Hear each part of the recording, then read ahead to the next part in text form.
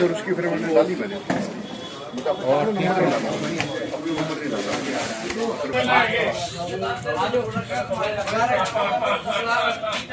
दिनी भाई राम राम। ठीक है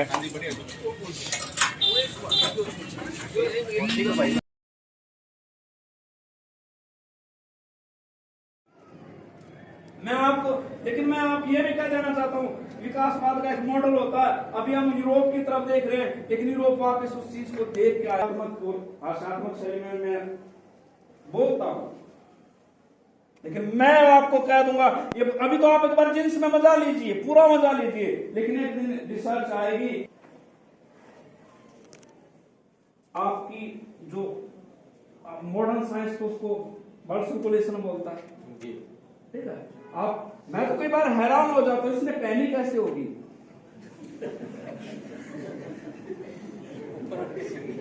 कई बार कल्पना करता था, जब मैं कॉलेज में पढ़ता था, मेरे साथ एक लड़की होती थी, वो मैं कल्पना कर रहा था, बाद में तो इसलिए कपड़ा ऐसे लगा फिर मां निकले तो नहीं, उसको दोबारा उखाड़ देंगे नहीं।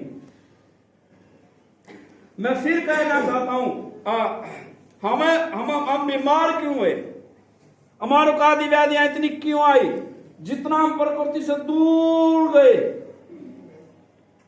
उतने हम बीमार पड़े। तो एक शब्द मैं काफी सालों से बोल रहा हूं, रिटर्न टू नेचर, प्रकृति कैंसर हो रही है।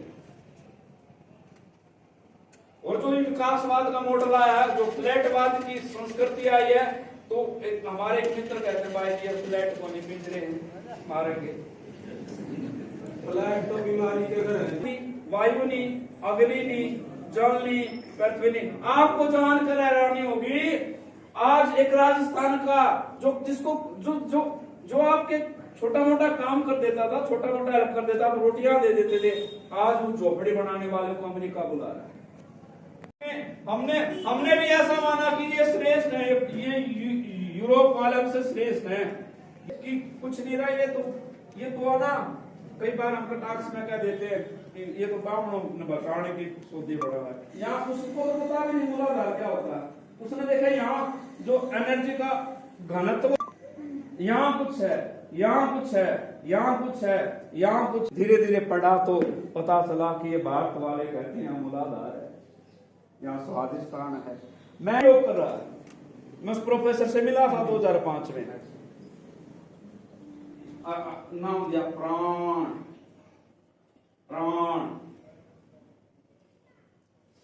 अब हमने तो शब्द नाम गणेश नहीं किया, हमने प्राण को का घंटों बढ़ाने के लिए उसकी ऊर्जा को, उसका नामकरण प्राण, आयाम।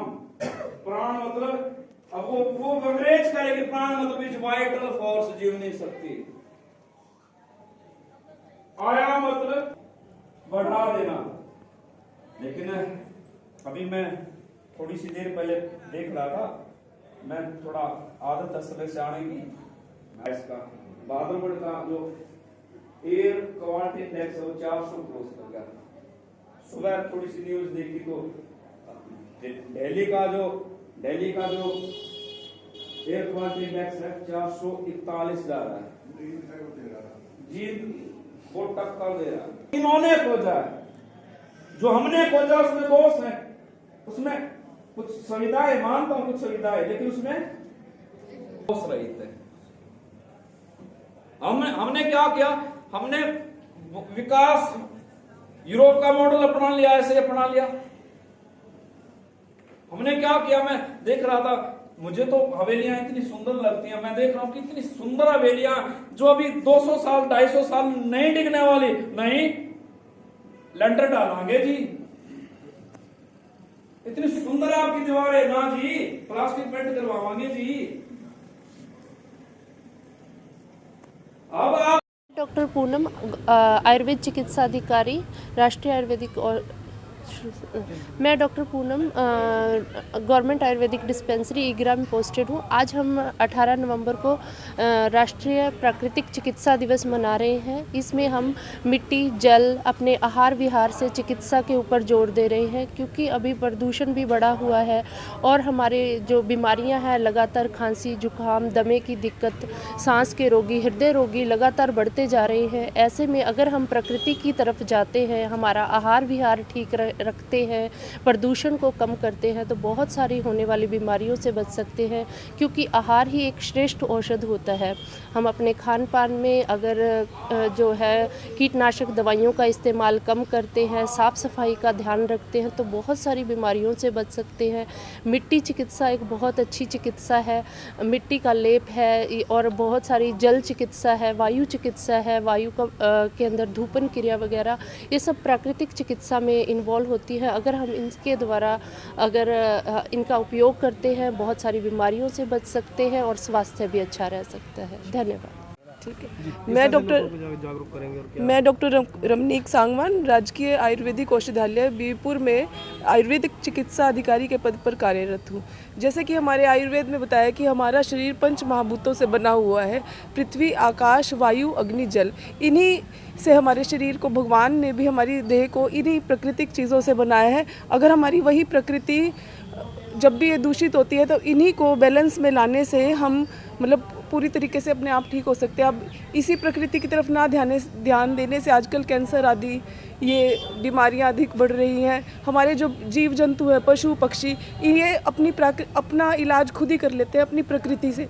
जैसे गाय है, वो कोई भी चीज़ है वो बहुत अच्छे से चबा के चरवन करके खाती है। हम अपना खाना है फटाफट से हम सोच रहे हैं हम जल्दी से निगल जाए, लेकिन अब अगर हम वही चीज़ को अच्छे से चबा के खाएंगे तो हमारे पेट में अच्छे से पहले ही वो डाइजेस्ट होके जाएगा।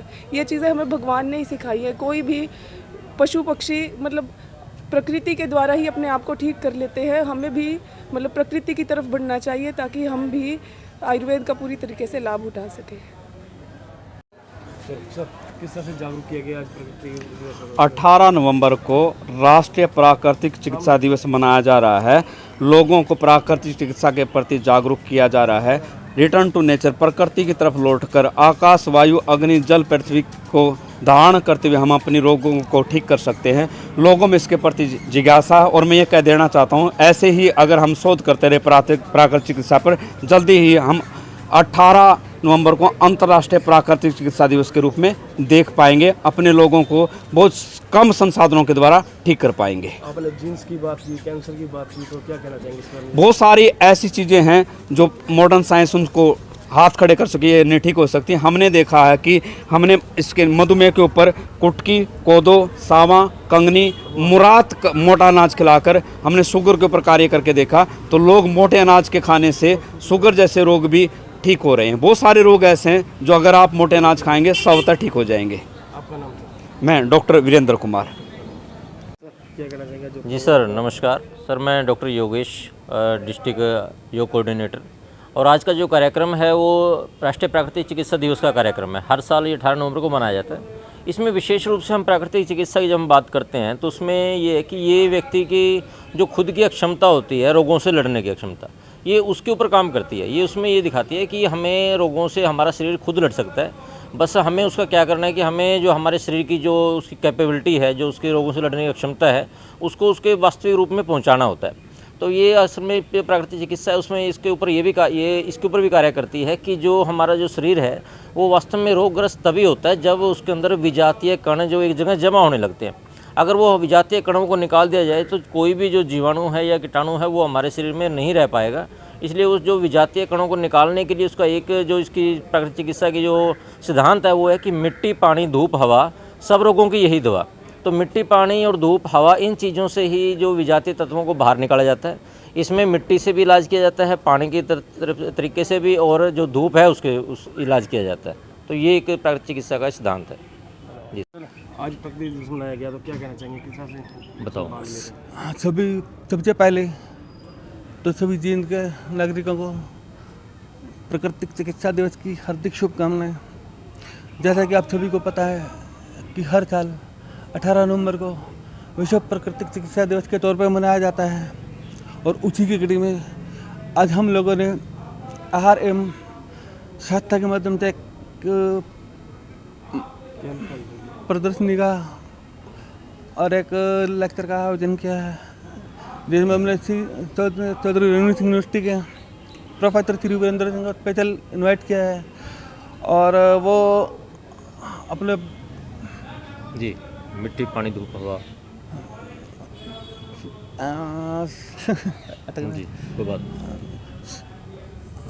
वो अपना इसके ऊपर लेक्चर बेसिकली क्या है कि इसी के माध्यम से मैं आप सभी को एक बात जरूर कहना चाहूँगा कि बेशक से आज नेचुरोपैथी डे है, लेकिन हमारे अपने हरकतों की वजह से आज नेचर को हमसे खुद ही पैथी की जरूरत पड़ी हुई है। जैसे आप देखते हैं कि आसपास में इतना प्रदूषण है, सब कुछ है, वो एक तरह से हमारी नेचर को स्पॉइल कर रहा है और हमारे इसमें एक मौलिक कर्तव्य ये भी बनता है कि जहाँ तक हो सके हम अपनी प्रकृति का संरक्षण करें, प्रकृति को बचाएं, ताकि प्रकृति इंटन हमारी सुरक्षा कर सके, हमें बीमारी से बचा सके। उससे पहले सबसे पहले मैंने आपको जागरूक बनाना पड़ेगा, अपने आप को एक जिम्मेदार नागरिक बनाना पड़ेगा, ताकि हम अपनी प्रकृति को बचा सकें, क्योंकि प्रकृति को बचाने से ही मानव सभ्यता बच पाएगी।